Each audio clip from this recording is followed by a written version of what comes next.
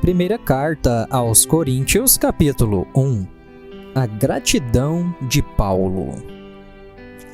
Paulo, chamado para ser um apóstolo de Jesus Cristo pela vontade de Deus, e Sóstenes, nosso irmão, a igreja de Deus que está em Corinto, para os que são santificados em Cristo Jesus, chamados para serem santos, com todos os que em todo lugar invocam o nome de Jesus Cristo, nosso Senhor, tanto deles como nosso. Graça seja convosco e paz de Deus nosso Pai e do Senhor Jesus Cristo. Eu sempre dou graças ao meu Deus por vós, pela graça de Deus que vos foi dada em Jesus Cristo. Pois em todas as coisas fostes enriquecidos por Ele, em toda a palavra e em todo o conhecimento. Assim como o testemunho de Cristo foi confirmado em vós, de maneira que nenhum dom vos falta, esperando pela vinda de nosso Senhor Jesus Cristo, o qual vos confirmará também até ao fim, para serdes irrepreensíveis no dia de nosso Senhor Jesus Cristo. Deus é fiel, pelo qual fostes chamados para a comunhão de seu Filho Jesus Cristo, nosso Senhor. Rogo-vos, porém, irmãos, pelo nome de nosso Senhor Jesus Cristo, que digais todos uma mesma coisa, e que não haja divisões entre vós. Antes, sejais perfeitamente unidos em uma mesma mente e em um mesmo julgamento. Pois me tem sido declarado a respeito de vós, irmãos meus, pelos que são da casa de Cloé, que há contendas entre vós. Agora digo isso a cada um de vós que diz: eu sou de Paulo, e eu de Apolo, e eu de Cefas, e eu de Cristo. Está Cristo dividido? Foi Paulo crucificado por vós? Ou fostes vós batizados em nome de Paulo? Eu agradeço a Deus, pois não batizei nenhum de vós, senão a Crispo e a Gaio, para que ninguém diga que em meu próprio nome fostes batizados. E eu batizei também a família de Estéfanas. Além destes, não sei se eu batizei algum outro, porque Cristo enviou-me não para batizar, mas para pregar o Evangelho, não com sabedoria de palavras, para que não se faça vã a cruz de Cristo. Porque a pregação da cruz é loucura para os que perecem, mas para nós que somos salvos é o poder de Deus. Porque está escrito: eu destruirei a sabedoria dos sábios e reduzirei a nada o entendimento do prudente. Onde está o sábio? Onde está o escriba?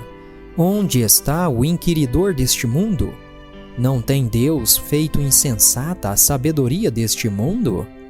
Visto que, na sabedoria de Deus, o mundo não conheceu a Deus pela sua sabedoria.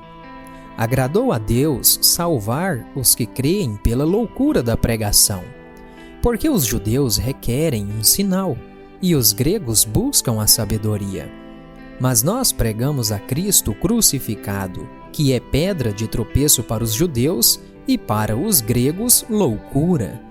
Mas para os que são chamados, tanto judeus como gregos, Cristo é o poder de Deus e a sabedoria de Deus. Porque a loucura de Deus é mais sábia do que os homens, e a fraqueza de Deus é mais forte do que os homens.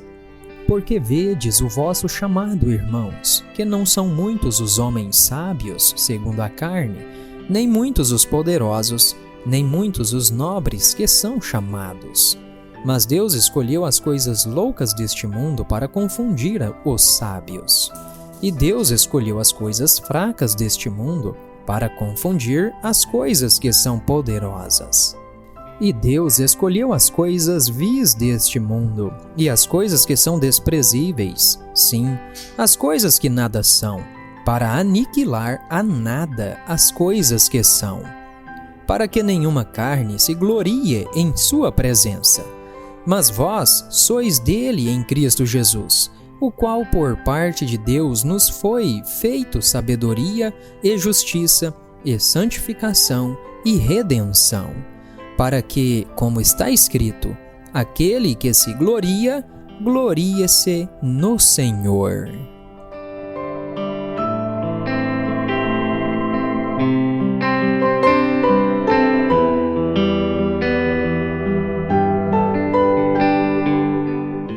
Primeira carta aos Coríntios, capítulo 2.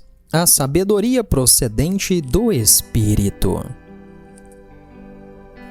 E eu, irmãos, quando eu fui até vós, não fui com excelência de discurso ou de sabedoria, declarando-vos o testemunho de Deus, porque eu decidi não saber coisa alguma entre vós, senão a Jesus Cristo e este crucificado. E eu estive convosco em fraqueza, e em temor, e em grande tremor.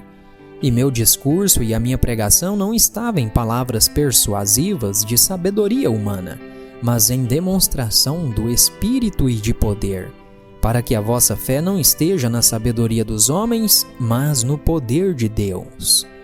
Todavia falamos sabedoria entre os que são perfeitos, porém não a sabedoria deste mundo, nem dos príncipes deste mundo, que são reduzidos a nada.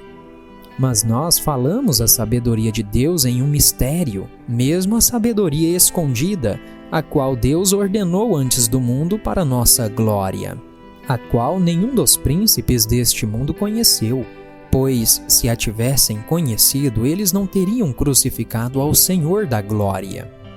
Mas, como está escrito, olho não viu, nem ouvido ouviu, tampouco entraram no coração do homem as coisas que Deus preparou para aqueles que o amam. Mas Deus nos revelou pelo seu Espírito, porque o Espírito busca todas as coisas, sim, as coisas profundas de Deus. Porque qual dos homens conhece as coisas do homem, senão o Espírito do homem que está nele? Assim também nenhum homem conhece as coisas de Deus, senão o Espírito de Deus. Ora, nós não temos recebido o Espírito do mundo, mas o Espírito que é de Deus, para que pudéssemos conhecer as coisas que nos são dadas gratuitamente por Deus. As coisas que nós também falamos, não com palavras de ensino de sabedoria humana, mas com as ensinadas pelo Santo Espírito, comparando as coisas espirituais com as espirituais. Mas o homem natural não recebe as coisas do Espírito de Deus, porque lhe parecem loucura, nem pode conhecê-las, porque elas são discernidas espiritualmente. Mas aquele que é espiritual julga todas as coisas, mas ele mesmo não é julgado por homem algum. Porque quem conheceu a mente do Senhor para que possa instruí-lo? Mas nós temos a mente de Cristo.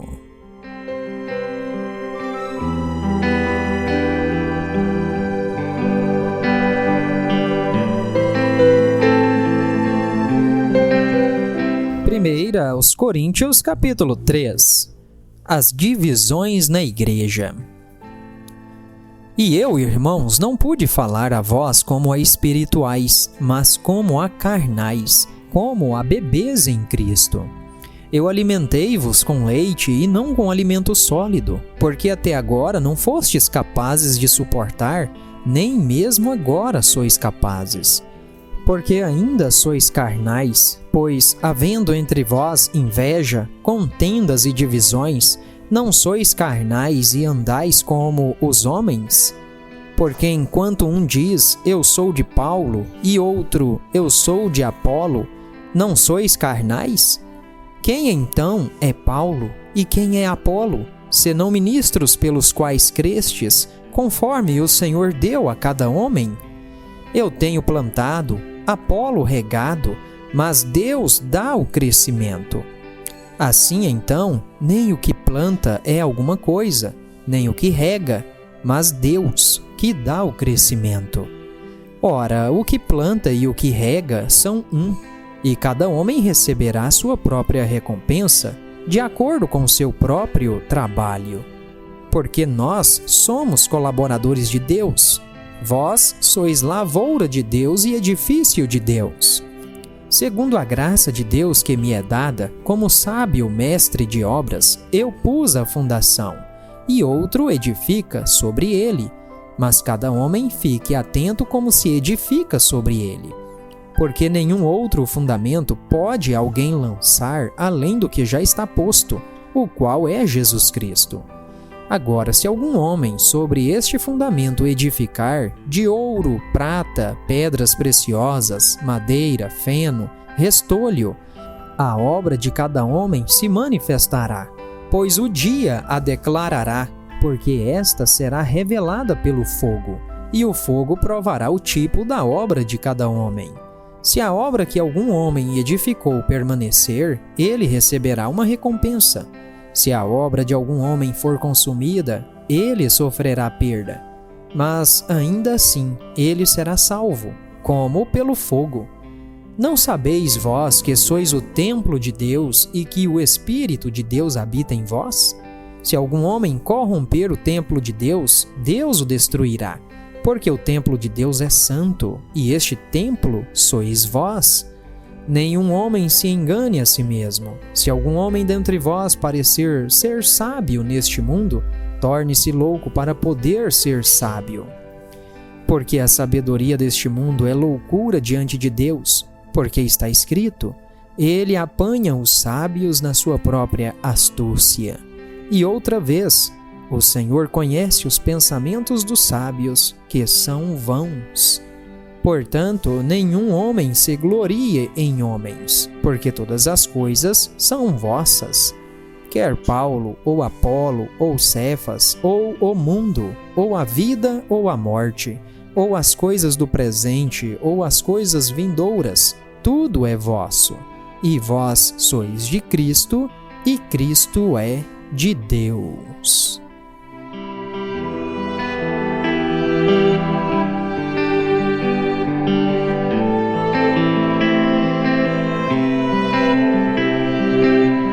Primeira aos Coríntios, capítulo 4. Apóstolos de Cristo. Que os homens nos considerem como ministros de Cristo e mordomos dos mistérios de Deus. Além disso, é requerido dos administradores que cada homem seja achado fiel. Mas para mim é uma coisa muito pequena que eu seja julgado por vós, ou pelo julgamento do homem. Nem eu tampouco a mim mesmo me julgo, pois eu em nada me sinto culpado. Contudo, eu não me sinto justificado por isso, porque aquele que me julga é o Senhor. Portanto, nada julgueis antes do tempo, até que o Senhor venha, o qual também trará à luz as coisas ocultas das trevas, e manifestará os desígnios dos corações. E então todo homem receberá de Deus o louvor. E estas coisas, irmãos, apliquei isto figuradamente a mim e a Apolo por causa de vós, para que possais aprender em nós a não pensar a respeito de homens além do que está escrito, para que nenhum de vós seja arrogante um contra o outro. Porque quem te faz diferente de outro? E o que tens tu que não tenhas recebido? Ora, se tu o recebeste, por que te glorias como se não o tivesses recebido? Ora, vós já estáis saciados, já estáis ricos, vós tendes reinado como reis sem nós. E quisera em Deus que reinasseis, para que também nós pudéssemos reinar convosco. Porque eu penso que Deus colocou a nós, os apóstolos, por último, como que nomeados à morte, porque somos feitos espetáculo ao mundo, aos anjos e aos homens. Nós somos loucos por causa de Cristo, mas vós sois sábios em Cristo. Nós somos fracos, mas vós sois fortes. Vós sois honrados, mas nós somos desprezados. Até esta presente hora temos fome e sede e estamos nus, e somos esbofeteados e não temos morada certa. E labor, trabalhando com nossas próprias mãos, sendo injuriados, nós abençoamos, sendo perseguidos, nós sofremos, sendo difamados, nós consolamos. Nós somos feitos como a imundície do mundo, e somos a escória de todas as coisas até este dia. Eu não escrevo essas coisas para vos envergonhar, mas advirto-vos como a meus filhos amados. Porque, ainda que tenhais 10.000 instrutores em Cristo, contudo não tendes muitos pais, pois em Cristo Jesus eu vos gerei pelo Evangelho. por isso suplico-vos que sejais meus seguidores. Por esta causa vos enviei Timóteo, que é o meu filho amado e fiel no Senhor, o qual vos trará à lembrança os meus caminhos que estão em Cristo, assim como eu ensino por toda a parte em cada igreja.